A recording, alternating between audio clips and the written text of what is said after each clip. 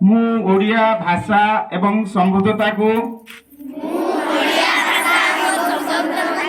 सक्रिय भावरे प्रोत्साहित एवं पालन करने प्रतिज्ञा करुछि।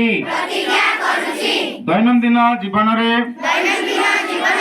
निज मातृभाषा व्यवहार करी मु अन्य मानकु मोर भाषा सह परिचित कराइबी। कहानी कविता एवं परंपरार आदान प्रदान माध्यम